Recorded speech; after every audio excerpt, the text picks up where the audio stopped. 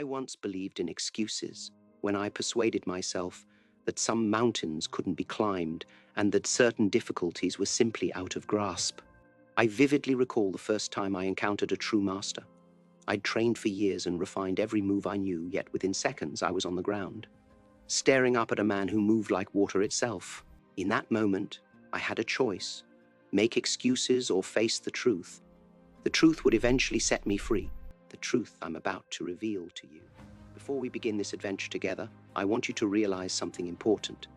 The most deadly opponent you will ever face isn't there in front of you. It isn't your boss, your competitor, or even time itself. No. Your most formidable opponent is the one who whispers excuses in your ear when the going gets tough. The person who says tomorrow when opportunity knocks today. The person who tells you that you are not prepared, good enough, or deserving enough. That opponent is you. Listen carefully, because what I'm about to say isn't simply about martial arts. It's about the invisible barrier you've erected around yourself, brick by brick, excuse by excuse, dread by fear. A jail so familiar that you may forget you're in it, but I see it. I can see the barriers that prevent you from realizing your full potential. And today, I'll teach you how to shatter them. When I initially started teaching in America, many people questioned my methods. That's not how it's done, they remarked. You're breaking tradition, they warned. Even some of my own students questioned the route I was presenting them, but I realized something they didn't. Tradition without innovation is simply stagnation with a nice name.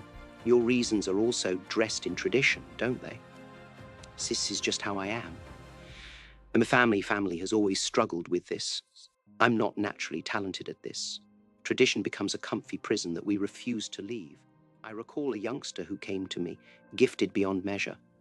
His kicks were flawless, his punches precise, but something kept him back in actual conflict. After yet another setback, he approached me with downcast eyes and an excuse on his lips. Master, he explained, said my opponent was bigger, stronger, more experienced. I let him finish. Then I asked him a question that altered everything. Tomorrow, will your next opponent be smaller, weaker, less skilled just to accommodate you? His eyes widened as the reality struck him harder than any physical strike could.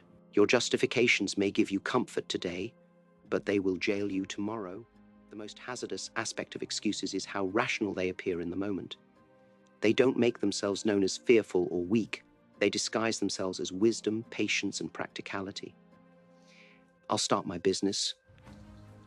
When the economy improves, I'll repair that relationship when I have more time. I'll pursue my passion when my circumstances change. These are not strategies, they are surrenders. Each one represents a brick in the wall that separates you from your full potential. Allow me to tell you about water. Water does not make excuses. When it comes across a rock, it does not pause to grumble about the unfairness of the impediment. It does not wait for the rock to move. It does not delay its journey till conditions improve. Water adapts. It pours around, over and through. Water does not overcome impediments, rather it integrates them into its journey. This is the mindset that eliminates excuses, not by confronting them directly, but by adopting a way of thinking that renders them irrelevant. I spent 10,000 hours mastering my moves and pushing my body beyond what I thought was possible. People would see me train and say, "Bruce, you're talented. You were born for this." They did not notice the excuses I had to overcome every day. The voice that told me to rest as my muscles screamed, the doubt that arose after failure, the tendency to plateau when progress halted. I did not achieve because I never made excuses. I succeeded because I refused to let my excuses dictate my decisions. You currently have 3 lords of excuses in your head. I've encountered them on my own trip, and I've seen them squander the potential of even the brightest students. The first is the master from yesterday. This voice reminds you of past failures, rejections, and hurts. Remember when you tried before? It asks. Remember how much it hurt? Do you remember how they laughed? This master utilizes your past as evidence against you in the future. The second one is the master of tomorrow. This crafty voice doesn't say nay, it simply whispers, not yet. Wait until you have more money, it recommends. Wait until you have more time, more confidence, more certainty. This master steals your present by selling you a future that will never come. Finally, the master of comparison. This voice continuously compares you to others. Look how far ahead they are, it reads. Observe how naturally it comes to them. Soon you will never catch up. When I invented Jeet Kune Do, I was not trying to complicate martial arts. I was removing the unneeded. The flourishes that appeared spectacular but had no function. Traditions that lasted without rationale. The strict forms that hindered genuine expression. Your excuses thrive on complexity. They hide behind, but what about, and it's not that simple. And you don't understand my situation. Simplicity is the enemy. When you remove the extraneous uncertainty, overthinking, and crippling perfectionism, what remains is action. Pure, unburdened action. I remember watching a young boy attempt to shatter a board for the first time. His technique was flawless. His form is exquisite. However, each time his hand approached the board, he drew back slightly at the last second. Not enough for others to notice, but enough to guarantee failure. After numerous attempts, he looked up at me, his eyes filled with frustration. "I can't do it," he admitted. "My hand isn't strong enough." I knelt beside him and told him the truth. Your hand is not the issue. Your hand travels wherever your mind directs it. Your mind is preventing you from moving your hand because it feels the board will hurt you more than you'll injure it. I then asked him to close his eyes and picture his hand traveling 6 inches away from the board's surface. On his next effort, the board snapped neatly. His restriction was never physical. It was a mental barrier produced by fear masquerading as an excuse. This gets me to the most essential question. Which boards are you unwilling to break? What excuses have persuaded you that the barrier is stronger than you? Will rejection hurt more than regret? Will failing cost more than never trying? Your excuses are not protecting you. They are limiting you. The agony of remaining stuck in your comfort zone will soon outweigh the anguish of breaking out. And by then, you'll have lost valuable time. The truth is that excuses prevent you from becoming, not just doing. Every time you give in to an excuse, you strengthen the self-image of a surrenderer. Every time you overcome an excuse, you change your identity as someone who perseveres. This is why the stakes are so high beyond the immediate aim. You're not simply determining whether to make the call, take the risk, or have the uncomfortable talk. You are deciding who you are. I want you to comprehend motivation. People believe that motivation is a sensation that occurs before action. When I feel motivated, then I'll begin. This is backwards. Motivation is the fire that follows action, not the spark that ignites it. Begin. Even if you don't feel ready, readiness will find you. Start despite the uncertainty, and clarity will emerge. Move despite your fear, and courage will catch up. Your excuses say you should wait for the feeling. I want you to generate the feeling through movement. There was a time in my life when Hollywood would not place me in lead parts. American audiences aren't ready for an Asian lead, they explained. I could have accepted this excuse. I could have waited for the industry to change. Instead, I returned to Hong Kong and produced films that were so successful that Hollywood couldn't ignore me. When you allow others to determine what is possible for you, you lose your ability to construct your own tale. Their restrictions become your prison. Let me tell you the difference between regular and remarkable people. It isn't talent. It's not luck. It's not even hard work, although that helps. The distinction is simple. Amazing people have developed habits of doing things that ordinary people are unable to achieve due to their justifications. They have the same anxieties. They hear the same concerns. They confront the same challenges. They still act. The remarkable individual is frequently just an ordinary person who refused to be held back by their regular excuses. Now, I'd want to address the most insidious excuse of all. I'm not like you, Bruce Lee. People see my films, hear my ideology, and then discard everything with those words.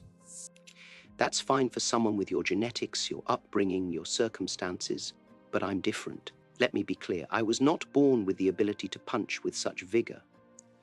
I wasn't born with the flexibility that I later developed. I was not born with the wisdom I later gained. I was born with the same equipment as you, a body, a mind, and the ability to prioritize growth over comfort. The rest was the result of thousands of decisions and acts I did every day. I've examined the behaviors of great people in a variety of fields and discovered that they all have one thing in common. They don't wait for ideal conditions. They do not use external conditions to postpone internal commitments. The writer writes whether inspired or not. Entrepreneurs build whether the economy is flourishing or ailing. Martial artists train whether their bodies are invigorated or tired. They recognize that waiting for ideal conditions is merely another form of giving in to excuses. As martial artists, we learn to fight under intense pressure rather than flawless settings. We prepare not for the easy opponent who behaves exactly as we expect, but for the surprising competitor who tries us in ways we did not expect, functions in the same way. Your progress does not occur when everything goes smoothly. It comes when you persist despite the fact that nothing is aligned. It happens when your excuses are screaming the loudest and you still opt to take action. Consider the last time you achieved a significant milestone in any aspect of your life. Did it arrive when you were relaxed? Or did it happen after you pushed through the discomfort? After you confronted what you had been avoiding? After you accomplished what your excuses claimed was impossible? Growth and comfort cannot coexist. Every excuse is really an appeal for comfort over growth. Choose wisely. I once trained a businessman who wanted to acquire focus rather than fighting. His mind was disorganized, usually thinking 15 thoughts ahead of his current activity. During our lesson, I had him take a fighting position. Minutes passed. His legs began shaking. Sweat ran down his face. Finally, he said, "Bruce, I need to stop. My muscles are not ready for this yet." I inquired, "Are you stopping because you cannot continue, or because you're uncomfortable continuing?" He paused and then grudgingly resumed his stance.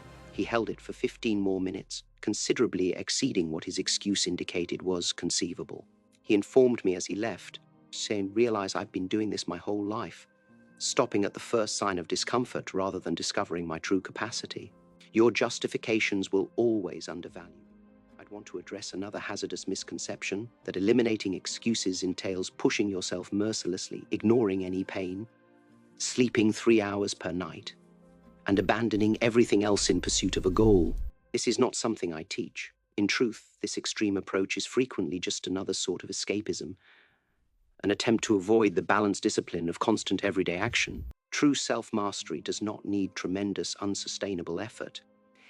It's about turning up every day, even when the initial excitement has faded. It is about accomplishing the small, unglamorous tasks that accumulate over time. Your justifications frequently fall between two extremes. It's too hard, and I must do it perfectly. True progress exists on the middle road of steady but flawed action. When you manufacture an excuse, you are not simply avoiding a situation. You are reinforcing a tale about yourself. Every time you say, can't because, or, and I would, but, you're adding another page to a limiting story that's becoming increasingly impossible to change. Your justifications become prophetic, not because they are real, but because you act as if they are. What do your excuses say about you? More importantly, is this a story you'd like to continue? I established a practice that helped me overcome my own excuses, which I'd want to share with you now. When I encounter resistance to a vital action, I don't oppose it directly. Instead, I became quite fascinated about it. What am I afraid will happen if I do this? What comfort am I defending? What identity am I preserving? When you approach your justifications with inquiry rather than judgment, they start to lose their sting. I want you to stop saying, I don't have time. This statement is almost never literally true. You're essentially saying, this isn't a priority for me right now. And that might be true. We all have limited time and must make decisions. But when you say, I don't have time about something you profess to respect highly, you're deceiving yourself. You are using time as an excuse, rather than recognizing that you are unwilling to realign your priorities. Time does not control you, rather, your time management decisions do. Be open about your decisions. I once worked with an actor who complained that he couldn't handle a complicated battle sequence. "My reflexes aren't fast enough," he admitted. I watched him intently throughout practice and noticed something interesting. If he made a mistake, he would groan, shake his head, and take an unneeded pause. His problem was not reflexes. It was that he was using each minor setback as an excuse to quit practicing. I gave him a new rule. If he made a mistake, he had to repeat the sequence 3 times exactly before relaxing. His performance improved dramatically in just 2 days. The seemingly impossible sequence became fluid. His limitation was never physical. It was his reaction to failure. Your excuses develop strength via repetition. Each time you repeat an excuse, you deepen the brain circuit, increasing the likelihood that you'll use the same justification the next time. However, you can apply the same idea to your benefit. Begin replacing your excuses with empowering alternatives. Rather than stating don't have time, go with and choosing to focus on I'm choosing to focus on other priorities right now. Instead of the phrase I'm not good at this, go for and sent I'm still developing this skill. Instead of responding with this is impossible, go for an I haven't figured out how to do this yet. Your words shape your world. They were carefully chosen. The majority of people misinterpret willpower. They believe it is an inexhaustible resource that they should be able to tap into at any time. When willpower fails, people offer excuses like, I just don't have the discipline. Willpower, on the other hand, functions more like a muscle. It strengthens with use but fatigues with abuse. Those who appear to have great willpower do not use it all the time. They are developing circumstances and routines that lessen the need for willpower. They are making their preferred acts easier and their undesirable actions more difficult. Don't use willpower to overcome your excuses. Redesign your environment such that excuses never arise in the first place. I want you to do an experiment that could alter everything for you. For the next 7 days, remove the word but from your vocabulary, especially when explaining why you haven't completed something important to you, but is virtually always the link between your intent and your excuse. I want to start my business, but the timing isn't right. I know I should have that chat, but it may cause controversy. Replacement with a notice how it affects you with your thinking. I want to start my business and the timing isn't perfect. You know I should have that conversation, and it might create conflict. Notice how this single transition takes you from opposition to integration, from excuse to acceptance of complexity without capitulation. When a new student comes to me, I do not immediately teach them how to punch or kick. I initially show them how to stand. Your posture serves as the foundation for your actions. Without adequate organization, even the most potent tactics become ineffectual. Your mindset determines your posture in life.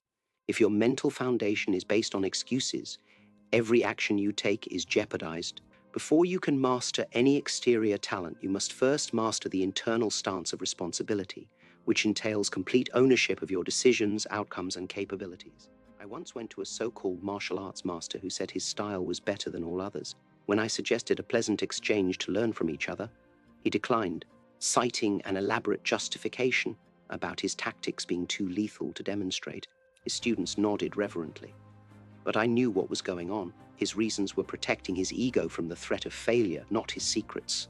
Your most complex excuses frequently serve the same purpose, to protect your self-image from potential harm, rather than to explain true constraints.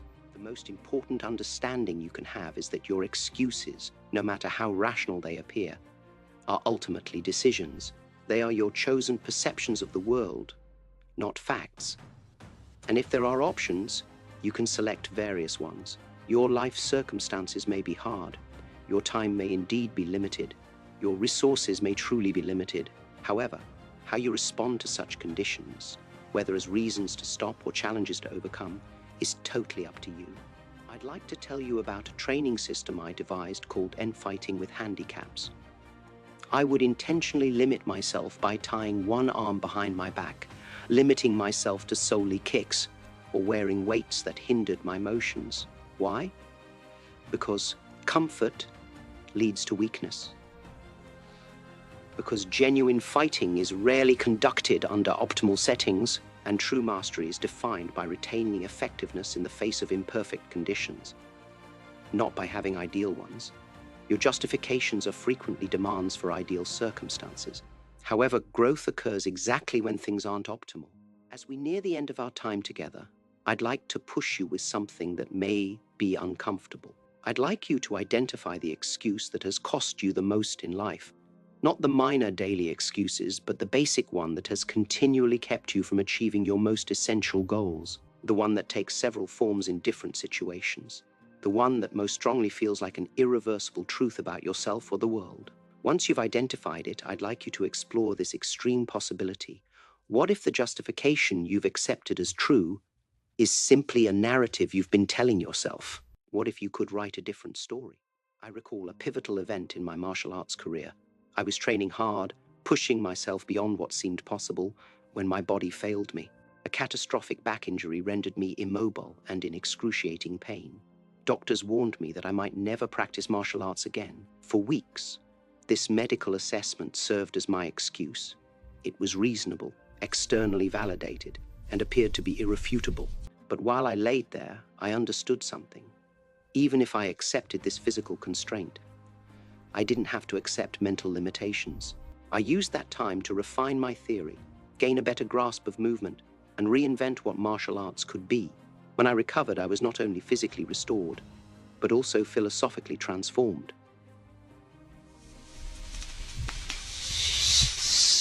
Setbacks can become your greatest chances, but only if you refuse to allow your excuses dictate the parameters of your response.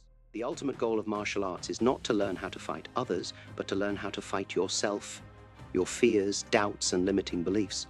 And the ultimate goal of beating your excuses isn't success for its own sake, but liberation. Freedom from self-imposed limits. Freedom from living below your potential. Freedom to express yourself authentically without being distorted by fear. Each excuse you overcome broadens the scope of your life. Each barrier you overcome increases your ability to enjoy life, contribute, and have an effect. As we close, I'd like to leave you with the most crucial lesson I can provide concerning excuses.